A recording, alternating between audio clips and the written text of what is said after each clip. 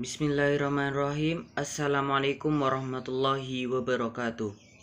Yang terhormat Bapak Muhammad Ma'mun MHI selaku dosen pengampu mata kuliah Fikih Muamalat, serta teman-temanku yang saya banggakan. Pada kesempatan kali ini, kami dari kelompok pertama akan menyampaikan materi yang kedua, yaitu tentang rukun dan syarat nikah, yang beranggotakan Risti Yuliandari, Ridho Esa Rahmawati, dan Fardani Dika Nafianando. Pembahasan yang pertama yaitu rukun nikah. Suatu perbuatan hukum harus memenuhi dua unsur, yaitu rukun dan syarat. Rukun yaitu sesuatu yang mesti ada, yang menentukan sah dan tidaknya suatu pekerjaan atau ibadah, dan sesuatu itu termasuk dalam rangkaian pekerjaan itu. Dengan demikian, rukun nikah merupakan pondasi dalam satu akad pernikahan. Untuk melaksanakan sebuah perkawinan, harus mempunyai rukun-rukun. Berdasarkan kompilasi hukum Islam atau yang disingkat sebagai KHI dalam buku ke-1 tentang perkawinan pada pasal 14. Adapun rukun pernikahan yang dimaksud KHI sama dengan rukun pernikahan menurut 3 mazhab besar, yaitu Syafi'i, Ahmad, dan Hambali. Rukunnya yang pertama yaitu adanya calon suami, yang kedua adanya calon istri, yang ketiga adanya wali nikah, yang keempat 2 orang saksi, yang kelima yaitu ijab dan qabul atau yang disebut sebagai sigot.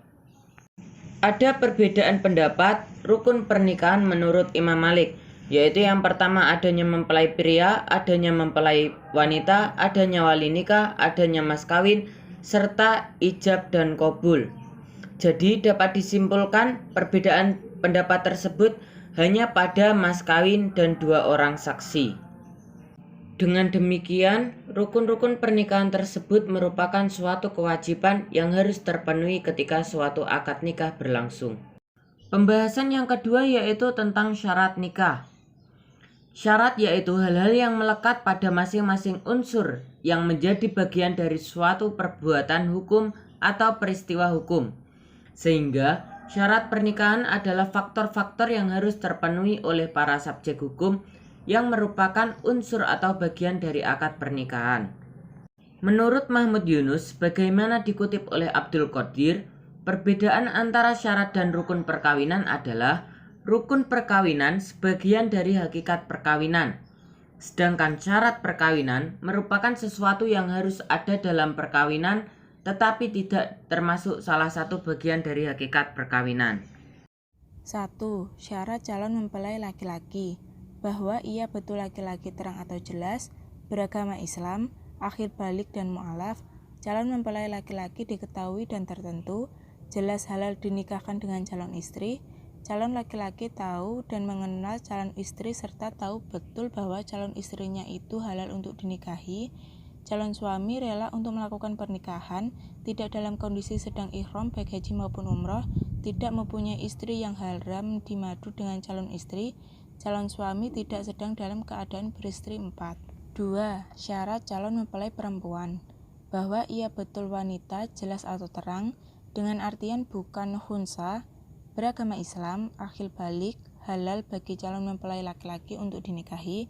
Calon mempelai wanita tidak dalam ikatan perkawinan. Calon mempelai wanita tidak dalam masa iddah, tidak ada paksaan, tidak dalam ihram baik haji maupun umroh. 3. Syarat saksi dalam pernikahan. Saksi adalah laki-laki yang diminta untuk menjadi saksi terhadap terjadinya peristiwa pernikahan seseorang. Dengan kata lain, kedua orang saksi yang diminta harus datang bersamaan ketika akad nikah dilaksanakan. Karena saksi merupakan bagian dari rukun pernikahan, maka sebuah pernikahan yang dilakukan tanpa saksi tidaklah sah. Pada pendapat ini, para ulama sepakat, baik ulama Syafi'i, Hanafi, maupun Hambali. Syarat wali dalam pernikahan. Yang dimaksud wali nikah adalah seseorang dalam sebuah pernikahan yang dipersiapkan oleh mempelai wanita sebagai orang yang menikahkan seorang wanita tersebut dengan seorang pria.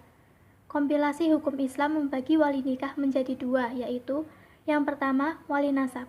Dijelaskan sebagai wali yang mempunyai hubungan erat atau kekerabatan dengan mempelai wanita.